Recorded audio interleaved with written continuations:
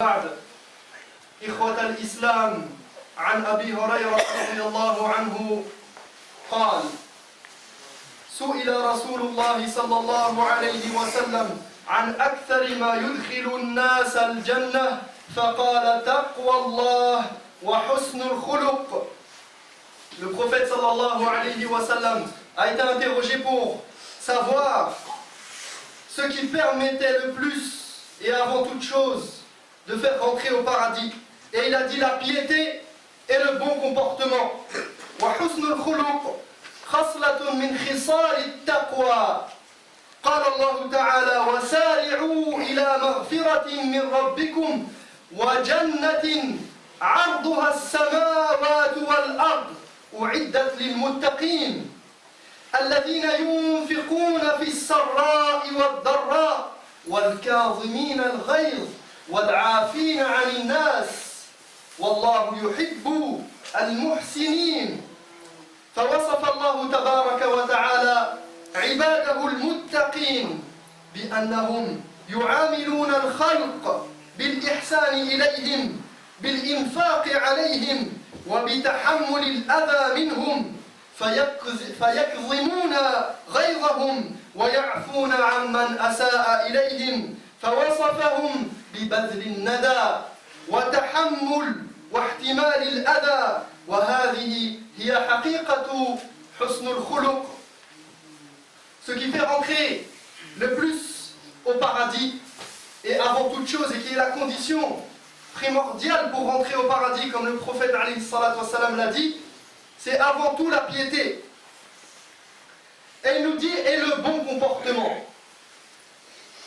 Or, le bon comportement fait partie de la piété.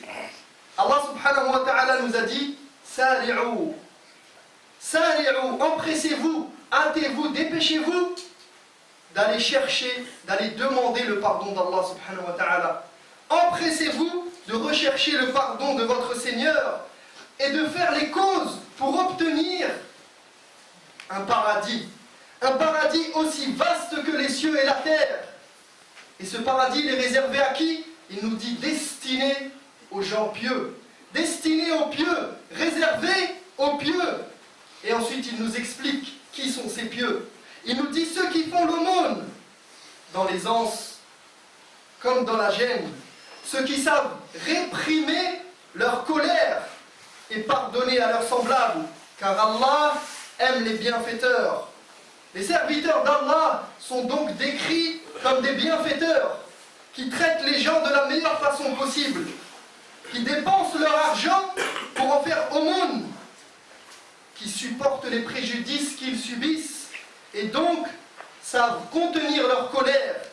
Et plus encore, ils pardonnent à ceux qui leur ont fait du tort. Allah subhanahu wa ta'ala les a donc décrits comme des gens qui dépensent ce qu'ils ont de précieux et qui supportent les torts. Voici ce qu'est le véritable bon comportement qu'Allah subhanahu wa ta'ala a décrit. C'est le don de sa personne, c'est le don de soi et l'oubli de sa personne. C'est le don de soi et l'oubli de soi. Prendre sur soi. Tahammulul adha wa badlun nada. فحسن الخلق خصلة من خصال التقوى لكنها أفردت بالذكر لأهميتها وتنبيها للناس وتنويها بشأنها وتأكيدا عليها فإن كثيرا من الناس قد يحسنون فيما بينهم وبين الله ظاهرا في بعض الجوانب ويسيئون فيما بينهم وبين عباد الله. فأراد النبي صلى الله عليه وسلم أن يبين للناس أنه لن يدخل الجنة إلا من أحسن فيما بينه وبين الله وأحسن فيما بينه وبين عباد الله. Le bon comportement, c'est donc un élément qui fait partie de la piété. La piété, elle englobe le bon comportement. Mais ce bon comportement a été cité à part, comme s'il s'agissait de quelque chose à part entière, à cause de son importance. pour attirer l'attention dessus et mettre en évidence son importance, sa gravité, sa valeur aux yeux d'Allah subhanahu wa ta'ala. Car certaines personnes, elles agissent convenablement en apparence, dans leur devoir vis-à-vis d'Allah subhanahu wa ta'ala. Il fait sa prière, masha'Allah, 100%, sunnah du début jusqu'à la fin. Avec les wajibat, avec les arkan, les wajibat, les sunan, tout ce qu'il faut. Il donne sa zakat en temps et en heure, comme il faut. Donc, en apparence, il fait les actes qu'Allah subhanahu wa ta'ala a imposés, il les fait vraiment. Et donc, il s'acquitte de ses devoirs et il a l'air d'être irréprochable vis-à-vis d'Allah subhanahu wa ta'ala. Mais lorsqu'il s'agit des ibad, lorsqu'il s'agit des serviteurs, il est la pire créature. Wal'iyadu billah. Donc certaines personnes, ils s'acquittent de certains devoirs en apparence, des actes, des membres envers Allah subhanahu wa ta'ala, mais ils se comportent mal avec les serviteurs d'Allah subhanahu wa ta'ala. Ainsi le prophète alayhi salatu wassalam, a voulu montrer aux gens que seuls rentreront au paradis ceux qui étaient irréprochables envers Allah tabaraka wa ta'ala et irréprochables envers les gens. فهذه هي حقيقة الإحسان كما قال الله تبارك وتعالى ألف لام ميم تلك آيات الكتاب الحكيم هدى ورحمة للمحسنين الذين يقيمون الصلاة ويؤتون الزكاة فإقام الصلاة عنوان إحسانهم فيما بينهم وبين ربهم وإيتاء الزكاة عنوان إحسانهم فيما بينهم وبين عباد الله. Les pieux serviteurs et donc les bienfaisants, les bienfaiteurs sont ceux qui s'attachent à avoir une bonne relation avec leur Seigneur et une bonne relation avec les gens. C'est ça la bienfaisance dont Allah parle lorsqu'il nous cite, lorsqu'il donne ces versets qui débutent la sourate de Luqman, où Allah subhanahu wa ta'ala nous dit Alif Lam Mim. Voici les versets du livre plein de sagesse, qui est un guide et une bénédiction qui renferme tout ce qu'il faut pour ceux qui s'attachent à faire le bien, ceux qui font la prière et s'acquittent de la zakat. La prière symbolise ici le rapport avec Allah subhanahu wa ta'ala et la zakat, le rapport avec les gens. وقال الله تعالى إن المتقين في جنات وعيون آخذين ما آتاهم ربهم إنهم كانوا قبل ذلك محسنين ثم فسر إحسانهم فقال كانوا قليلا من الليل ما يهجعون وبالأسحار هم يستغفرون وهذا إحسانهم فيما بينهم وبين الله ثم ذكر إحسانهم فيما بينهم وبين عباد الله فقال تعالى وفي أموالهم حق للسائل والمحروم فمن وفق للإحسان فيما بينه وبين الله وللإحسان فيما بينه وبين عباد الله دخل الجنة ومن أحسن فيما بينه وبين الله وأساء فيما بينه وبين الناس وحينئذ لم يحسن مع الله حقيقة دخل النار ولذلك قيل يا رسول الله فلانا تذكر من كثرة صلاتها وصيامها وصدقتها ولكنها تؤذي جيرانها قال عليه الصلاة والسلام لا خير فيها هي في النار. Allah subhanahu wa ta'ala nous dit les gens pieux seront au milieu de jardins avec des sources jouissant des bienfaits que leur Seigneur leur aura accordés car auparavant ils faisaient le bien, car auparavant, avant le jour du jugement, ils étaient des gens qui pratiquaient le bien.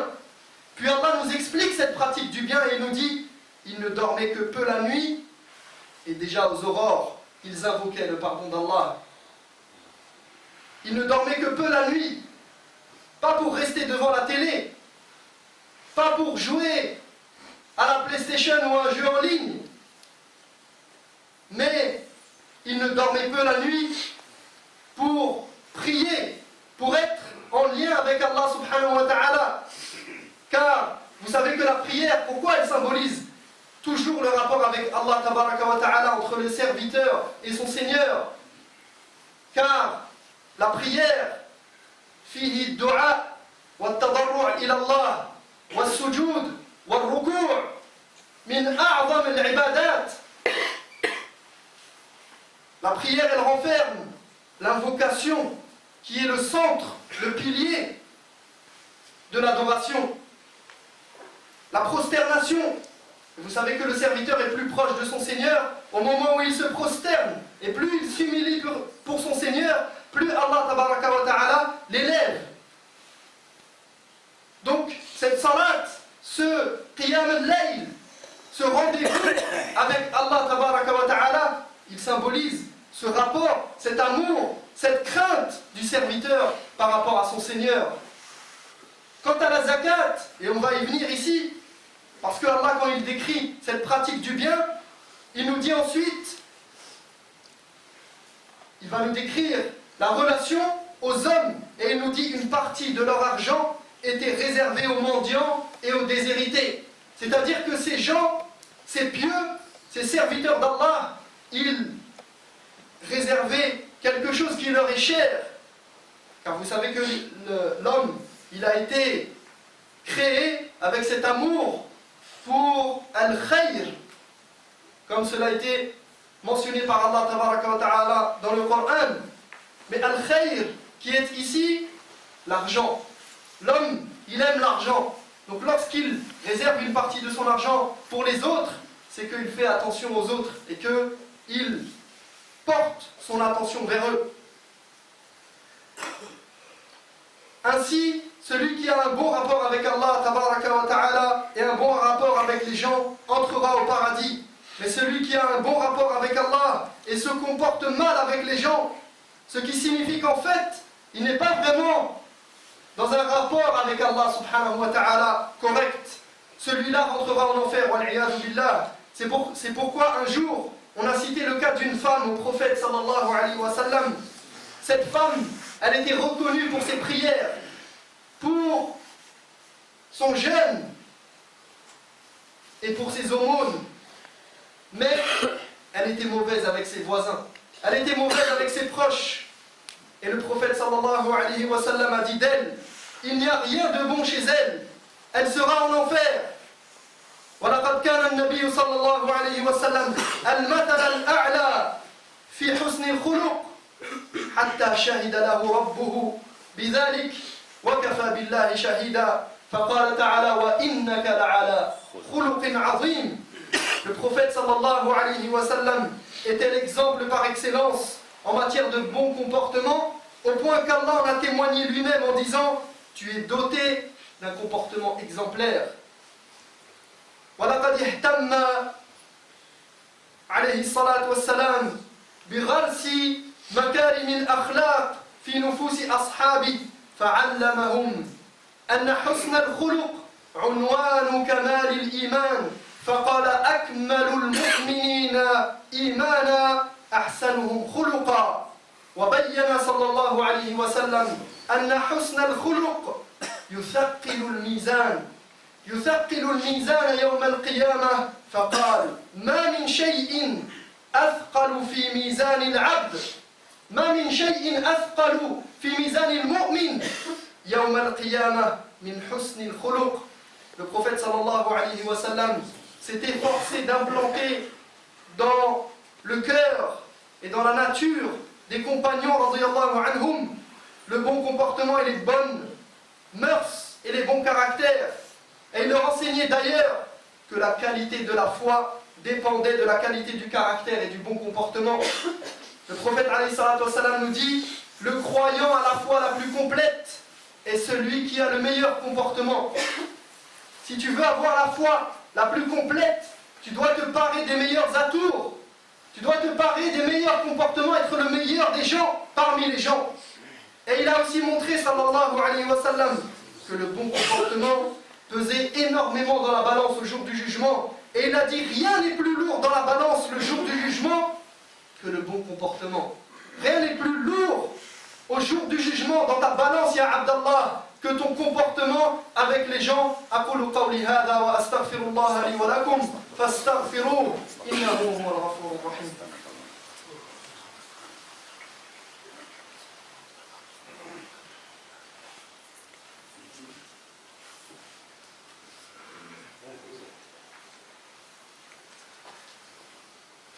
الحمد لله رب العالمين والعاقبة للمتقين ولا عدوان إلا على الظالمين وأشهد أن لا إله إلا الله وحده لا شريك له وأشهد أن محمدا عبده ورسوله صلى الله عليه وسلم.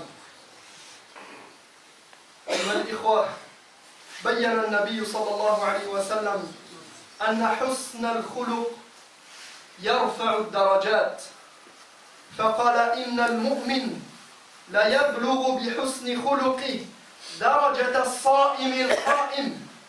إن المؤمن لا يدرك بحسن خلقه درجة الصائم. الصائم نهاره والقائم ليله. وتدرون ما الأجر وراء ذلك؟ فقد سئل النبي صلى الله عليه وسلم عما يعدل الجهاد في سبيل الله، فقال الذي يصوم نهاره ويقوم ليله. فأنت قد ترفع درجاتك بسبب حسن خلقك على قدر الشهداء، فما أعظم الأجر. وبين صلى الله عليه وسلم أن حسن الخلق يقرب صاحبه من النبي يوم القيامة، فقال عليه الصلاة والسلام إن أحبكم إلي وأقربكم مني مجلسا يوم القيامة أحاسنكم أخلاقا. Le bon comportement, parmi les choses que le prophète sallallahu alayhi wa sallam nous a apprises sur le bon comportement, il nous dit que le bon comportement élève le croyant en degrés. Il élève en degré le statut du croyant et ses récompenses. Et le prophète alayhi salatu wassalam nous dit donc, le croyant, par son bon comportement, atteint le degré de celui qui passe son temps, à jeûner et à prier. Par simplement le bon comportement. Et pourquoi cette faveur? Parce que tu contrains. Le bon comportement, c'est pas une seule fois, c'est pas 2 fois, c'est pas 3 fois, c'est tous les jours, c'est dans le quotidien, c'est avec tout le monde. C'est avec le mécréant comme avec le croyant, et encore plus avec le croyant. C'est avec ton voisin, avec ta femme, avec tes amis, mais avec les gens que tu croises dans la rue. Donc le bon comportement, c'est quotidien, c'est tous les jours, c'est à chaque instant. Et vous savez que le prophète alayhi salatu wassalam a été interrogé une fois pour savoir qu'est-ce qu'il pouvait avoir le degré et la récompense de la mort en martyr, du combat dans la voie d'Allah. Et il a dit celui qui passe son temps à jeûner et à prier. Lui, il peut avoir l'équivalent. Mais ici, il nous dit celui qui a un bon comportement, par son bon comportement, il peut atteindre le degré de celui qui jeûne constamment et qui prie constamment. Donc tu vois l'importance du bon comportement. Celui qui a un bon comportement sera en plus aux côtés du prophète alayhi salatu wassalam le jour du jugement.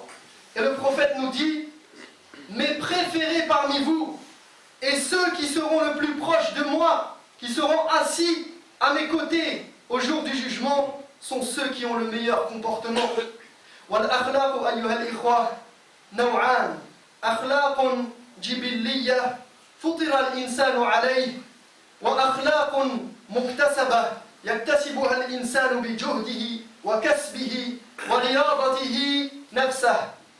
فالذي يشعر في نفسه بالبخل ويريد أن يكون جوادا يجب أن يتكلف الجود وأن يرغم نفسه ويكلفها أو يكلفها البذل والعطاء والإنفاق حتى يصير هذا الوصف وصفا دائما لازما له، والذي يشعر في نفسه بسرعة الغضب وأنه ليس حليما، عليه أن يتكلف الحلم حتى يصير الحلم سجية له، كما أن الذي لا يعرف القراءة ولا يعرف الكتابة يتكلف ذلك حتى يصير وصفا لازما له، وكذلك من أراد أن يكون فقيها يتكلف طلب الفقه، كذلك الذي يفقد الأخلاق الحميدة ينبغي إذا أراد أن يكتسبها أن يتكلفها وأن يرغم نفسه على فعلها حتى يصير وصفا دائما له. Les caractères de l'être humain, les bons comportements, ils sont de deux sortes. Il y a les caractères innés, avec lesquels l'être humain est naturellement apparu sur terre, il est né avec ces caractères-là, innés. Et il y a de l'autre côté les caractères acquis, ce que tu peux obtenir par, à force de patience, avec le temps, en s'imposant la pratique et en s'entraînant.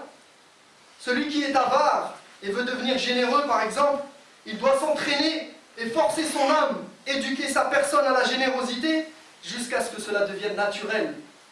Celui qui s'emporte facilement, qui n'arrive pas à contenir sa colère et à se contrôler et à répondre avec douceur et calme, eh bien, il doit travailler sur lui-même jusqu'à ce que la douceur et l'amabilité deviennent un de ses caractères, jusqu'à ce qu'il devienne presque naturellement, et qu'on ait l'impression qu'il est naturellement comme ça, alors que lui, il a travaillé pour obtenir ce résultat. De la même manière que celui qui ne sait pas lire, eh bien, il va apprendre la lecture, il va s'entraîner, il va écrire. De la même manière, celui qui veut devenir faqih, qui veut devenir érudit, il étudie. Eh bien, celui qui veut apprendre à bien se comporter, à suivre la sunna dans ce champ et se parer des meilleurs caractères, il doit s'imposer une discipline. Celui qui ne sait pas faire preuve de gentillesse, il doit habituer son âme à la gentillesse. Celui qui ne sait pas tenir sa langue, eh bien, il habitue son âme et il s'entraîne à ne pas parler lorsqu'il ne doit pas parler. Celui qui ne sait pas faire preuve de patience, il doit s'évertuer, s'astreindre et contrôler son âme et faire patience. Celui qui ne sait pas faire preuve de pudeur, eh bien, il apprend à baisser le regard, il apprend à se couvrir, il apprend à s'habiller correctement, il apprend à se tenir correctement. Ça ne veut pas dire qu'il ne fera pas de faux pas, ça ne veut pas dire qu'il sera parfait, mais il doit s'entraîner, il doit s'efforcer. Il faut qu'il sache que derrière ceci, il y a un ajr, il y a une grande récompense derrière ce comportement. Ensuite, celui qui veut s'éduquer, éduquer son âme, travailler sur ça, il doit s'entourer des bonnes personnes. Il doit choisir des compagnons qui ont déjà un bon comportement et de qui il va puiser et de qui il va emprunter les bons caractères. Et ensuite, invoquer Allah tabaraka wa ta'ala comme le faisait le prophète alayhi salatu wassalam, qui disait Allahumma kama hassanta khalqi fa hassin khuluqi. Et cette invocation n'est pas spécifique, comme on peut le trouver parfois, au fait de se regarder dans le miroir. Il n'y a pas de preuve là-dessus, mais il y a une preuve comme quoi le prophète alayhi salatu wassalam, il disait ceci Allahumma kama hassanta khalqi, oh Allah, comme de la même manière que tu as embelli mon apparence, eh bien, il lui dit Ya Allah, embellis mon comportement. Et il disait Ihdini li ahsanil akhlaq, la yahdi li ahsaniha illa ant. واصرف عني سيئها لا يصرف عني سيئها إلا أنت